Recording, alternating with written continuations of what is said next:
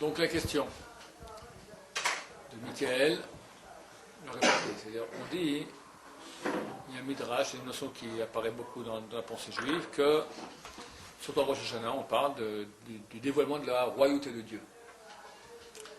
Et Dieu nous demande Amlichuni alechem. Mettez-moi comme votre roi.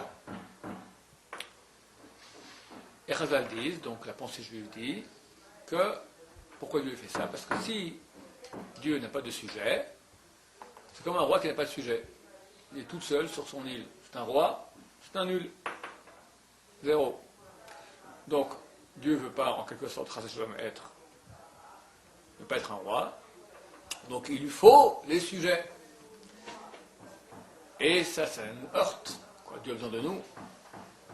Deuxième question que tu poses que dans le même sens, on voit des versets qui effectivement il a besoin de nous. Nous, ose Elohim, de donner de la force à Dieu. On verra, on lit cela déjà, le Parashat Hazinu a déjà commencé, on va le lire Shabbat d'après Rosh Hashanah. Le Parashat Hazinu, c'est maintenant, la Sidra de Hazinu, c'est marqué Tsur Ilatra Teshi. Dieu t'a créé Teshi, affaiblissant. Tu peux affaiblir Dieu. Tu peux affaiblir. Nous, tu peux donner de la force. Donner de la force à Dieu. Teshi, tu peux affaiblir. Alors, par rapport au mitzvot, Torah, je sais plus de Torah, plus de mitzvot. Non, pas par rapport à nous, comment? Ça veut dire quoi, affaiblir Dieu? C'est ça, je suis en train maintenant. Non, la question qui nous fait mal. Comment se fait-il que d'abord Dieu il a besoin de nous? Deuxièmement, comment tu dis que je peux donner de la force? Il n'a pas besoin de moi. Comment tu dis que je peux l'affaiblir? Moi, je l'affaiblis. Alors, comment? Par les mitzvot et par la Torah. Si on fait mitzvot et Torah, on renforce, sinon on affaiblit. Tout cela demande à être expliqué. Quatrième question qui n'a rien à voir que vous dites. Je vous dis qu'il faut avoir un peu la pêche comme ça, être heureux pour Rosh Hashanah. Vous me dites, ouais, comment vous dites? On va se ramasser 6 mois de... 6 mois de prison. Ouais, bien, comme ça tu dis, hein. Et toi tu dis comme ça aussi. On va se faire démonter. On va se faire démonter. Mais la tadine, la tribu de rigueur, qu'est-ce qu'il y a à être heureux d'aller se faire juger? La rigueur de Dieu qui est un scalpel, un scanner terrible.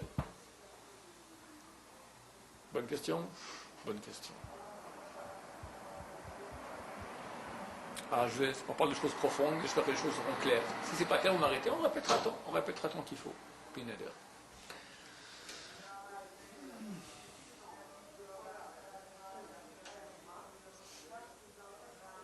Première notion qu'il faut comprendre, c'est que Dieu est parfait.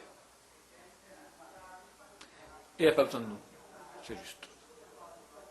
Maintenant, il veut nous octroyer le bien. Est-ce qu'il y a un problème là-dedans? On pourrait dire oui. Et pourquoi il veut? Ou bien sans nous, il ne peut pas octroyer.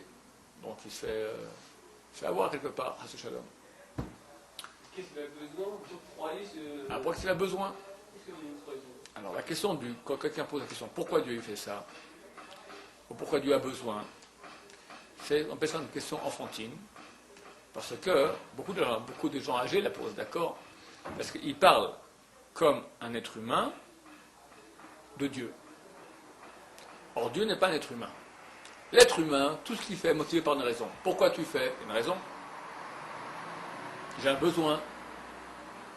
Ça me pousse, motivation. Maintenant, si j'ai une action qui se fait, j'ai une chose qui provoque l'action, qu'est-ce qui est plus grand?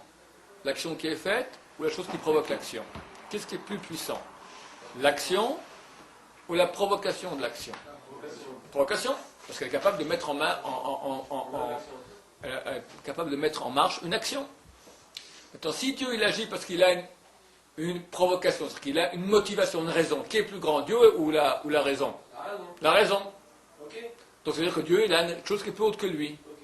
Ça, c'est l'esprit humain qui dit, l'esprit humain enfantin, parce qu'il ne peut pas comprendre qu'il y a un top niveau qui est infini. Comprendre, comme être humain, tu es fini, si tu agis, il y a une chose qui a provoqué. Lentement.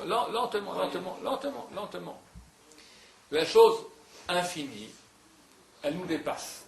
Elle ne fonctionne pas comme nous. C'est une donnée. Dieu ne fonctionne pas comme nous. Dieu, c'est ça qu'il faut comprendre, il est différent. Dans quelle mesure? Il peut vouloir Parce que, c'est quoi la raison qui provoque son vouloir? Parce qu'il veut. Parce que si je ne dis pas comme ça, c'est pas Dieu. Dieu, il veut parce qu'il veut, point. La raison la plus grande qu'il puisse y avoir, il veut. Parce que s'il y a une raison qui était plus grande que ça, il veut parce que, ce parce que, ça serait le Dieu de Dieu. Alors on demanderait alors, le Dieu de Dieu, pourquoi il veut? Et aussi, il y a un parce que, s'il y a un parce que au Dieu de Dieu, c'est donc ce parce que du Dieu de Dieu, il est plus haut que le Dieu de Dieu, donc c'est le Dieu de Dieu de Dieu. S'il y a un Dieu, du Dieu, il veut pour que le Dieu, il fasse autre chose. Mais là, avant lui, il n'y avait rien. Et sur le Attends, qu'est-ce que tu as dit maintenant? T'as dit, si le Dieu, il y a un Dieu. si sur Dieu il y a un Dieu. Et que le Dieu du Dieu, il veut. Et que le Dieu du Dieu, il veut. Que le Dieu fasse. Il veut pour le Dieu. Pour le Dieu. Ok. Maintenant, Le grand Dieu, le petit Dieu. Le grand Dieu, il veut que le petit Dieu fasse. Voilà. Ok. Alors, c'est qui le grand Dieu? C'est lui. Ok. Attends, pourquoi lui il veut? Pour lui faire du bien, lui. Mais pourquoi lui il veut? Pour lui faire du bien, lui. Alors attention, il y a donc la motivation qu'a le grand Dieu de faire du bien, d'accord? Elle vient de quoi? Pourquoi il veut? Il y a une motivation qui est plus haute. Donc de nouveau, tu as un Dieu au Dieu au Dieu. Donc il faut comprendre un beau jour qu'il y a un moment où tout s'arrête. C'est inexplicable pour un être humain ne peut pas concevoir cela. Voilà. Mais il peut comprendre. Je ne peux pas concevoir, parce que nous sommes différents, je ne peux pas comprendre une chose qui est différente que moi, mais je peux comprendre qu'il y a une chose différente que moi. Le saisir, l'infini, je ne peux pas le voir. Je suis incapable de voir l'infini. Ok. Mais je peux comprendre que ça existe. Je peux comprendre, c'est une donnée. C'est une donnée. Je peux comprendre que ça existe. Mais le voir, alors c'est ça. L'esprit enfantin veut voir. Il veut saisir. L'esprit adulte comprend qu'il ne saisit pas. Ok. Mais quand il comprend qu'il ne saisit pas, il saisit quand même un peu. Alors on va parler de Dieu, des choses que je ne saisis pas. Il est infini, il n'a pas de fin. Alors je ne peux pas voir le sans fin, mais je peux saisir qu'il y a une chose qui n'a pas de fin. Le voir, l'imaginer en image, je ne peux pas. Je peux imaginer en continu. Je peux même leur dire, une droite part en continu. Non. Ça passe, Non. ça passe, ça passe aussi. Non, Je vois pas la fin pour l'instant. je ne vois pas la fin. Elle commence où? Elle commence ici. Elle commence, elle est déjà finie. C'est du fini. L'infini, ça n'a jamais commencé, ça n'a jamais terminé. Ça a eu été et ça sera. Hein? Alors tu peux le dire ça, je le dis. Et je peux même jongler avec. Mais l'imaginer, le voir. Demande à un gosse, il verra, oui, mais papa, alors avant, qu'est-ce qu'il y avait? Dieu était toujours. Mais avant Dieu, qu'est-ce qu'il y avait? Dieu était toujours. Oui, mais avant le toujours. Alors il a pu commencer une fois. Qu'est-ce qu'il y avait? Ça, c'est le gosse. Beaucoup d'adultes sont des gosses. D'accord? Il faut commencer à développer un peu l'esprit. Comment? Il y a une chose qui nous dépasse. Nous, on est fini dans un monde qui est fini. Donc on peut imaginer que ce qui nous ressemble. Une chose. Expliquer que Dieu il a voulu octroyer. Regarde, il y a une couleur. Je donne l'exemple du rouge et du vert très souvent déjà. D'accord? Imagine que tu es dans un monde qui est tout rouge. Tout est rouge. On est né dans ce monde rouge. Est-ce qu'on voit qu'il est rouge? Non. On voit pas. Il faut qu'il y ait un petit bonhomme vert qui laisse ici un petit pois vert. Et quand on voit le pois vert, on comprend qu'on est dans un monde rouge. Pour voir une chose qui est une, il faut qu'on ait deux. Une chose qui est une en elle-même, n'a pas de limite, n'a pas de comparaison possible, n'a pas de comparatif, tu ne le vois pas. Dieu, il est un. On ne le voit pas. Il est infini, on ne le voit pas. Il n'a pas de limite. S'il y avait une limite, il s'arrêterait, on pourrait voir l'autre. Ah, et dès que ça s'arrête, il y a je vois Dieu. Là, c'est bon. Mais vu qu'il est infini, donc on ne peut même pas l'imaginer avec une image, il n'y a pas d'image. Donc, oui, tu as une question.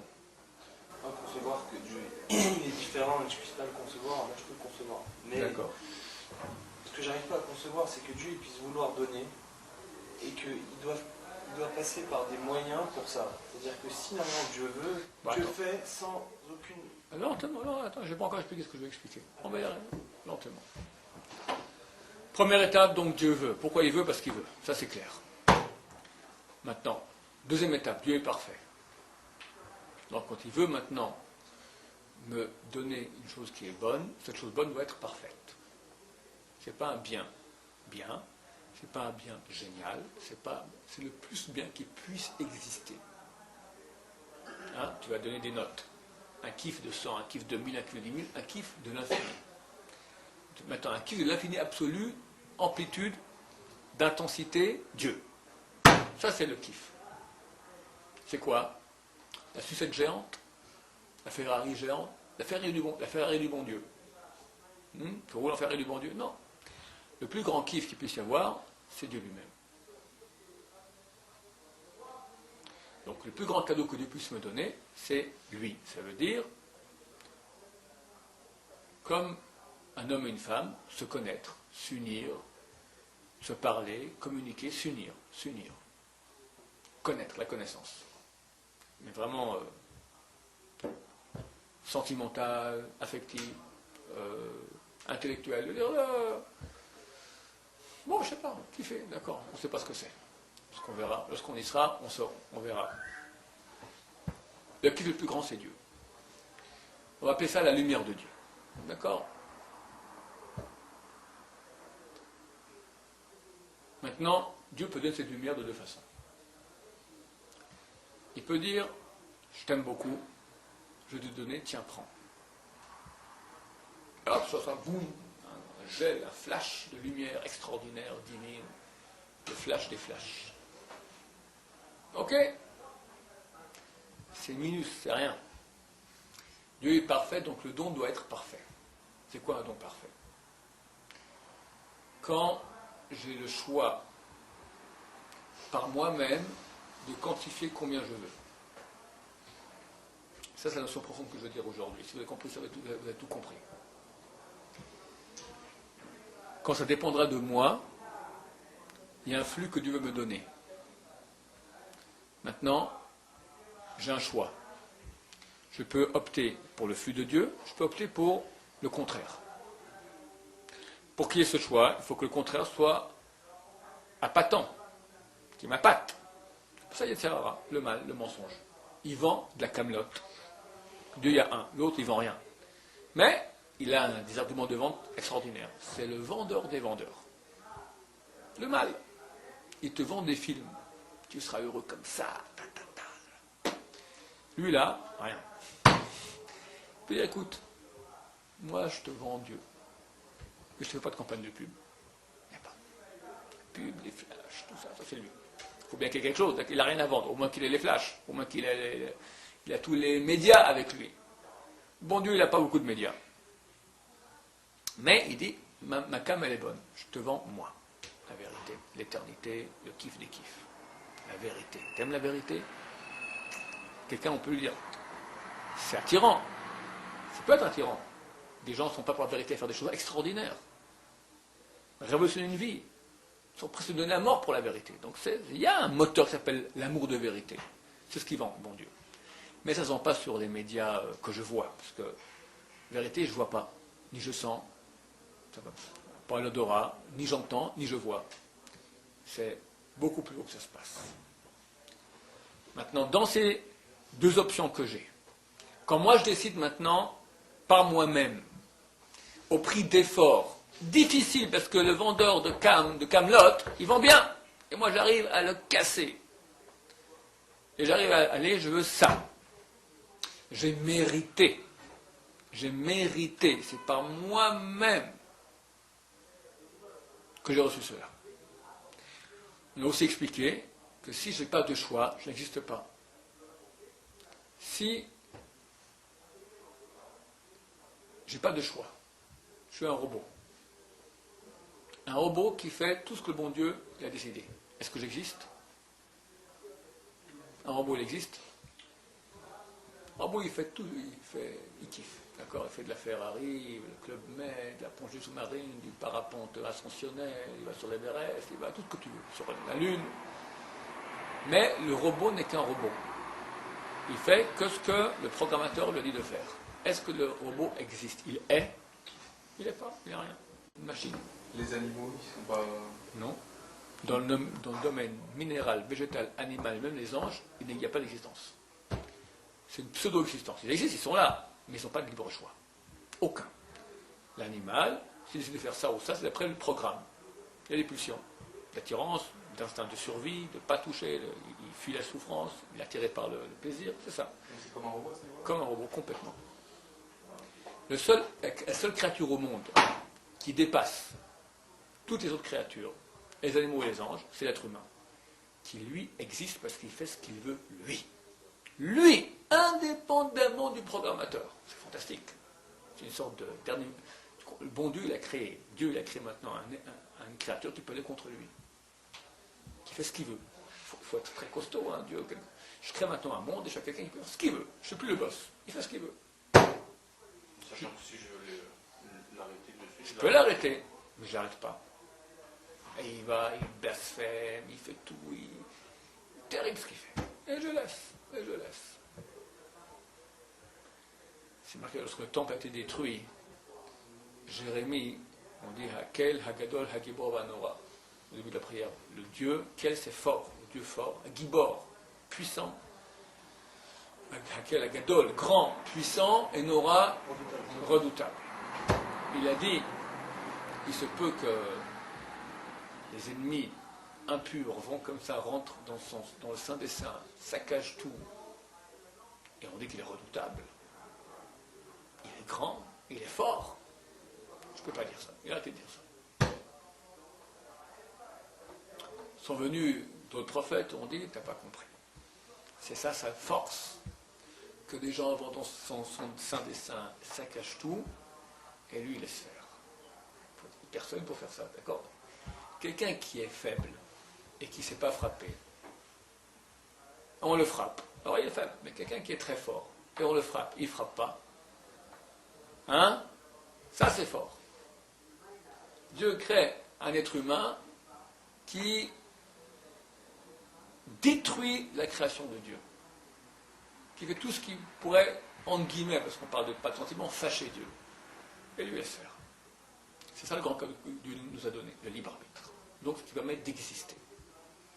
Ça veut dire quoi j'existe? Ça veut dire que je peux, c'est moi qui décide combien.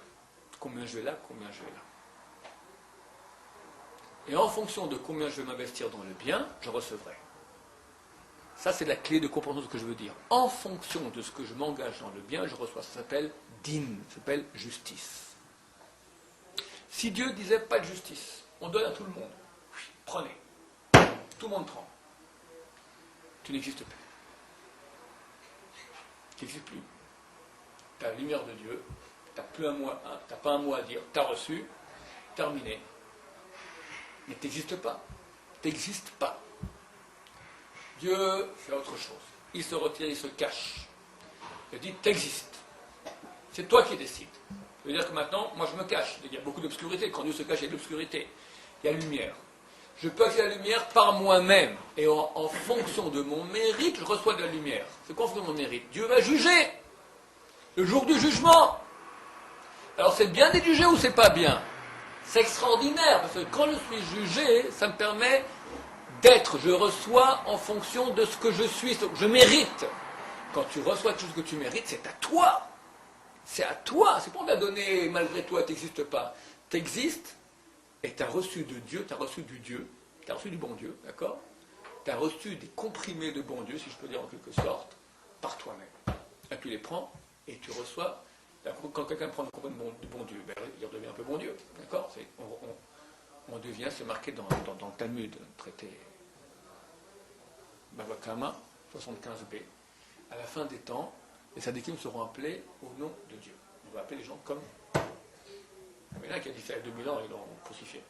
Mais à l'époque, à la fin des temps, ça sera vraiment. Parce que quelqu'un qui reçoit tellement de Dieu, au bout d'un moment, il reçoit un pouvoir. On aura des pouvoirs. Des pouvoirs comme des dieux.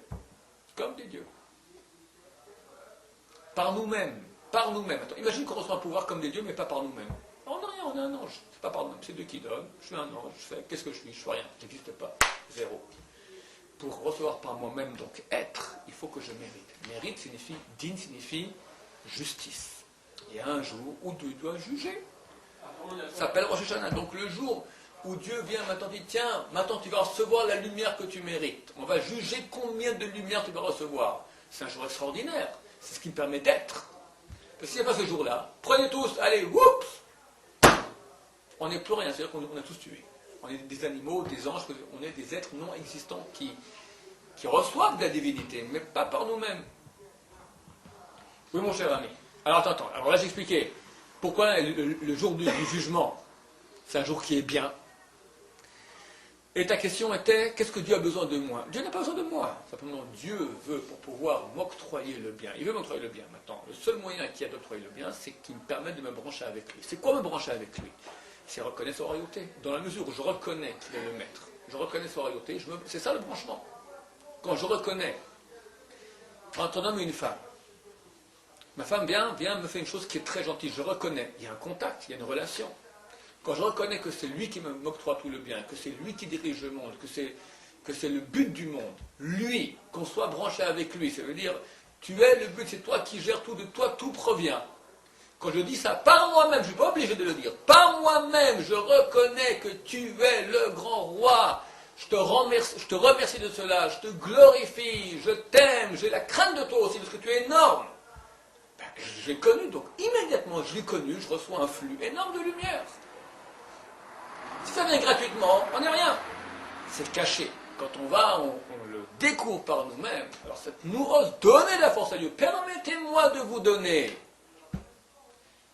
Taishi, ne m'affaiblissez pas maintenant les forces, la bonté que je vais vous donner. Ça dépend de toi, c'est dans tes mains de me rendre très fort, c'est-à-dire te donner beaucoup. Je suis un grand roi, tu reconnais ma grandeur. Quelqu'un qui reconnaît, donc il connaît, il est branché. Connaissance signifie on fait un. Ou bien tu peux t'affaiblir. Faire comme si je ne suis pas là. Me mettre très loin. Ouais, Dieu, je crois à Dieu. Ok, laisse-moi tranquille. Oh, Dieu, je suis un croyant, je suis un croyant. Pas besoin d'être religieux, tout ça. Je suis un croyant. Vaguement. D'accord? C'est-à-dire que tu affaiblis. Dieu, il n'a pas besoin de lui, il est très grand là-bas aussi. Mais pour se dévoiler ici, pour nous donner, ça, il faut qu'on reconnaisse. Quand on reconnaît, il donne. C'est plus clair, la royauté? Pourquoi il veut du bien? On a parlé parce qu'il veut. C'est pas une bonne raison? La volonté de Dieu est au-dessus de Dieu. La volonté de Dieu, c'est Dieu. Lui et sa volonté font un. C'est compliqué? C'est compliqué. C'est compliqué pour quelqu'un de petit. Ou, comprends qui ne comprend pas? La volonté de Dieu, et lui et sa volonté font un. Après le monde, il y a quoi? Après le monde, il y a quoi? Attention, attends, c'est une autre question. Mais je vois que Nissim, là, il 10 minutes qu'il attend à proposer sa question. En tout cas, j'ai répondu, là, c'est bon pour le moment? Ça tient la route. Ok. Moi, que Dieu veut, je sais, j'ai compris, je veux bien comprendre que je ne comprends pas et tout ça. D'accord. Mais ce que je ne comprends pas, c'est vous dites que pour, en fait, se brancher à Dieu, non, en fait, pour que Dieu nous donne, il faut qu'on le mérite. D'accord? Il faut qu'on mérite que Dieu nous donne. C'est un cadeau que Dieu nous fait, oui. que ça passe par notre mérite. Sinon, ça serait gratuit. Si c'est gratuit, nous, on n'existe pas. Mais pourquoi faut un Dieu, existant. qui est le créateur de toutes choses, qui est le créateur du monde, à qui rien n'est impossible, pourquoi ne ferait-il pas un système? On n'a même pas besoin d'avoir du mérite. Il puisse nous donner puisqu'il veut donner. Pourquoi se casser la tête? Dieu, tu fais ce que tu veux. Ça fait un quart d'heure que j'explique ça. Mais non, j'ai compris ce que vous expliquez. Non, il y a une nuance. Il y a une nuance. Vous dites que pour qu'on existe, il faut qu'il y ait du mérite. Mais qui a créé le monde avec les notions d'existence, de pas-existence? C'est Dieu. Pourquoi ne pas créer un monde dans lequel il n'y aurait pas ces notions? Dans lequel, si Dieu il veut nous donner, il nous donne les zéros. Et on n'existe en plus. Qu'est-ce qu'il y a? Je suis Dieu, je fais ce que je veux. J'essaie d'imaginer. Je vais te donner un exemple.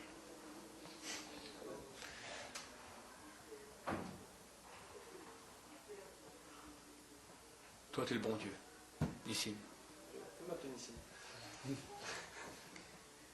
Tu décides de faire du bien. Tu prends une petite graine de tomate. Tu dis, petite graine, tu veux faire du bien maintenant. Tu la plantes dans de la ouate, du coton avec un peu d'eau, et toujours tu arroses. Elle commence à germer, elle grandit, et tous les matins, tu vois, comme je suis bonne avec toi, sans eau, tu crèverais ma petite tomate. Et, si, la tomate, attends, un moment, laisse-moi terminer. Maintenant, la tomate, elle grandit. Et toi, tu lui donnes, et tu es tellement heureux d'avoir donné tellement de bien à la tomate. Tu as donné du bien à la tomate ou pas? Ouais, mais moi, Ouais, t'as rien fait à la tomate. Si je suis Dieu, j'ai pas Une besoin tomate, de c'est une donner d'eau. tomate. Une tomate n'a pas de Si conscience. je suis Dieu, j'ai pas besoin de lui donner d'eau. Elle grandit et c'est tout. Elle prend le bien que je lui donne sans rien. Ok, le bien maintenant que l'exemple que j'ai donné. Toi, tu es Dieu, le bien que tu donnes, c'est l'eau. D'accord? Tu donnes maintenant du bien. C'est quoi à une bien, tomate? c'est moi. Et j'ai envie de le donner, j'ai pas besoin de passer par des moyens. Ok, je donne un exemple maintenant. Ouais, Le bien que tu veux donner, on va dire, c'est l'eau. C'est bien pour une tomate qu'elle ait de l'eau? Oui, c'est bien. Sans ça, elle crève. Maintenant, toi, tu as créé des tomates. Dieu a créé un monde de tomates. Et il donne du bien aux tomates. Prenez tomate. Mais une tomate, si elle ne peut pas reconnaître, si elle n'a pas un libre arbitre, alors elle ne reçoit rien. Elle n'est pas pour recevoir, pour kiffer. Il faut que tu existes. Si tu n'existes pas, t'es pas. Tu n'es pas. Je dois être pour recevoir. Parce que dans ce monde de tomates dont vous parlez, Dieu il a défini des règles comme ça. Mais s'il avait voulu, il aurait pu définir directement des règles où on n'a pas besoin de ça. Dieu est un Dieu de vérité. On ne peut pas jouer un jeu. On ne peut pas jouer de jeu. Mais la vérité, c'est lui qui la décide. C'est lui la vérité. Oui. Donc si je décide que la vérité, c'est ça, c'est ça. Mais elle ne peut pas être un mensonge. Je ne peux pas dire maintenant, je Et ne peux parce pas que moi. vous pensez que c'est un Mais non, mensonge, mais parce que non, vous êtes dans le monde mais des tomates. non. Mais si tu dis que c'est la vérité, c'est la vérité. Peut-être qu'il devait donner le bien, il veut donner le mal. Ah, peut-être Si qu'il t'es veut Dieu, donner alors ça veut dire quoi? C'est la Attends, perfection, attends, le il n'y a, limite, il y a- le il y a- shalom. il n'y a pas de jeu. Dieu ne peut pas un beau jour décider, je vais faire un coup d'abracadabra, je suis maintenant, le mensonge devient la vérité. Dieu ne peut pas. Dieu, Vous avez dit Dieu ne peut pas. je dis Dieu ne peut pas. Dieu ne peut pas, parce que Dieu, il a une réalité, qui est la vérité. On dit ça à Rosh Hashanah. Hachem, Elohim, Emet, c'est sa réalité. On ne peut pas jouer avec ça. Il dit Dieu maintenant, s'il veut, il peut changer. Ça, c'est un jeu de mots. Un jeu de mots. Dieu, il va changer. Un jour, il est comme ça, et s'il veut, il peut changer de devenir autrement. Est-ce que Dieu peut devenir le mal s'il veut? Et il sait que le mal, c'est le bien, et le bien, c'est le mal? C'est un jeu de mots. Ça ne veut rien dire. Ça ne veut rien dire. Ça ne veut rien dire. Parce que Dieu, il est ce qu'il est. Il y a une réalité de ce qu'il est. Voilà. Dieu ne peut pas tout. La réalité. La réalité. Parce que si je comprends bien, Dieu ne peut pas tout alors. Oui, il peut pas tout. C'est-à-dire, il ne peut pas être. Il peut pas être l'inverse, donc sa Il y a- perfection le limite alors. Alors, il y a des rigolos qui jouent justement avec des jeux de mots intellectuels. Est-ce que Dieu, maintenant, peut créer une chose qui est, comment c'est? Est-ce que Dieu peut créer une chose qui est supérieure à lui? Non, donc il est limité. Oui, donc quelque chose qui est supérieure à lui. C'est un jeu de mots stérile. Et pourquoi Parce c'est qu'il pas est un démon? hors, si, parce que c'est un jeu de mots, c'est un raisonnement que tu fais, mais qui n'est pas dans la réalité. On appelle ça un jeu de mots stérile. Il peut faire ce qu'il veut. Allez, plus loin du 7. Mais il ne veut pas. Pourquoi il ne veut pas? Il peut. Dieu vous du sucette. Il peut. Mais il ne veut pas. Plus loin du 7. D'accord? Il n'y a pas de forme, il y en a C'est machin. pareil que pour Qui tout. sait? Pourquoi il veut C'est pas pas créer la forme? Peut-être qu'il Si aime maintenant il veut créer une forme, il veut se matérialiser et commencer à manger des sucettes, il pourra faire ce qu'il veut. Mais il ne veut pas. Il ne veut pas. Pourquoi il ne veut pas? Parce que c'est hors émet. Il n'a pas. D'accord? Il est émet. Il est vérité. La vérité ne s'amuse pas à manger. Tu me dis, est-ce que Dieu peut être le mensonge? C'est un jeu de mots. Je ne veux rien dire, c'est hors réalité. C'est hors réalité. Alors il est limité. Il n'est pas limité. Simplement, il est vrai. Et il veut rester vrai parce qu'il veut. qu'on vit maintenant. Il n'y a pas de vérité. Il ne peut La pas y seule avoir. réalité, c'est comme c'est maintenant. Il ne peut pas y avoir. Alors, j'explique peut-être un peu mieux. Il ne peut pas y avoir deux vérités. On est d'accord là-dessus? Il ne peut pas y avoir deux vérités. Non. Non. Non, c'est des facettes de vérité. Deux réalités. Deux vérités, il ne peut pas y avoir. Deux réalités, il n'y a pas deux. Il y a une réalité. Il n'y a pas deux réalités. Est-ce qu'on peut voir que Dieu existe et Dieu n'existe pas à la fois? Voilà, tu comprends qu'on est dans le stérile. Quand tu me dis qu'il peut y avoir une réalité, s'il veut Dieu, qui est à la fois que Dieu existe, Dieu n'existe pas, on est dans le jeu de mots, on n'est pas dans la réalité. Mais il arrive bien à nous faire croire il arrive bien à nous faire croire qu'il n'existe pas. C'est un mensonge. Mais dans la réalité, il existe ou pas? Ben, les deux à la fois. Ça ne veut rien dire. C'est une phrase qu'on peut dire, mais qui ne veut rien dire. Quand on parle de la vérité, on parle de la réalité. Il y a une réalité. Il y en a une. Maintenant, tu me dis, Dieu, il peut changer de réalité. Qui change de réalité? Non, parce que la réalité, elle est une. Il n'y a pas de jeu. C'est pas que Dieu un jour veut comme ça et nous on veut comme ça. Ça c'est humain. La réalité, elle est une. C'est sa réalité. Voilà. Donc, elle ne changera jamais. Elle est infinie, elle est une. Dieu est un, ça veut dire c'est inchangeable. C'est la réalité. That's it. C'est tout. Et si c'était changeable, si c'était... ça ne serait pas la réalité, ce ne serait pas la vérité. Ça ne serait pas. Ce n'est pas un jeu qu'on décide un beau jour, ça c'est la vérité. Et puis un beau jour, alors on fait une autre vérité. Ce n'est pas des vérités, ça. Ça c'est des pièces de théâtre. Dieu ne crée pas quand il dit maintenant je crée la réalité de la vérité, je fais une pièce de théâtre. Puis un beau jour, je balance la balance, j'en fais une autre. Il y a une seule réalité qui est la réalité. Et il ne peut pas y avoir une autre. C'est pour ça que Dieu, il est un, il est infini. Mais on le émet en lui-même. Comment il est devenu émet comme ça? Qu'est-ce qui fait que le émet c'est émet? Comment, par où c'est passé? Je répète ta question sans bien comprendre, mais au moins peut-être en répétant, ça viendra. Dieu, il est émet. Dieu, il est donc, ça veut dire, il est vrai, ça veut dire qu'il a une réalité. Il n'y a pas de Emet plus Emet, il n'y a pas de réalité plus réelle que lui. Il n'a pas créé ça. Comment il est devenu? C'est pas comme. Ouais, c'est un peu ça. Parce qu'il est. Il n'a pas créé ça. Ok, alors tu veux comprendre Dieu. C'est vrai que je n'arrive pas à comprendre. Donc ça, il n'y a pas de réponse. Voilà, pas de réponse. Pour comprendre Dieu, il faut être plus haut que Dieu. Il n'y a pas. Il n'y a pas plus haut. Après le monde, il y a quoi? Alors une autre question de Gary maintenant. Après le monde, qu'est-ce qu'il y a? Eh bien, il y a une chose fantastique qui se passe. Nous. Après le monde, tu parles après notre vie? Après notre vie? Ouais. Après notre vie, pas après le monde, après le Mashiach. après 6000 ans. Voilà. Alors après, quand vient le Mashiach, le mal il est égorgé. Donc il y a un grand dévoilement de bien, de la vérité de Dieu. Donc on a beaucoup moins de libre arbitre. Donc on existera moins quelque part. Mais quelque part, il y aura beaucoup plus de lumière, de connaissance de Dieu. Dieu, il a toujours été. Toujours, c'est même pas défini par le temps. Toujours. Et dans toujours, je vais créer un monde, je vais créer des hommes. Et à l'infini après, ils vont rester avec moi. Ouais, tu as dit, mamache fantastique, c'est très juste. C'est très juste. Où est ton problème? Je vais répéter ce que tu as dit parce que les gens ne comprennent pas au micro. Dieu, il a toujours été. Un beau jour, il a créé des hommes. Et après, ils vont être toujours avec moi. Et où est ton problème là-dedans? Où est ton problème? De temps là-dedans. Hein? Avant que nous, on existe. Oui. S'il a toujours été, donc en fait, on existait déjà. Donc, toi, tu dis maintenant, ta question, si je comprends bien, c'est comme ça. Dieu, il a toujours été. Il n'y a pas de temps. Il n'y a pas de temps chez lui. Tout d'un coup, maintenant, il crée Le temps. le temps chez nous. 6000 ans d'histoire. On est là, un beau jour, hop. Donc, il y a eu avant, il y a eu après. Exactement. Après qu'on quitte ce monde-là, on se branche avec lui. Avant, on n'était pas. Donc le bon Dieu, il y a avant, il y a après. Exactement. Ça, c'est de nouveau comment on parle. C'est une bonne question. C'est une question d'un homme qui est dans le fini. Dieu, il est infini. Et chez lui, le temps n'existe pas. Donc avant, après, maintenant, c'est la même chose. Alors attends, maintenant. Il y a une grande question, qui est une chose que nous ne pouvons pas concevoir, mais là on rentre dans le grand secret de la mystique juive. La question, elle est ça.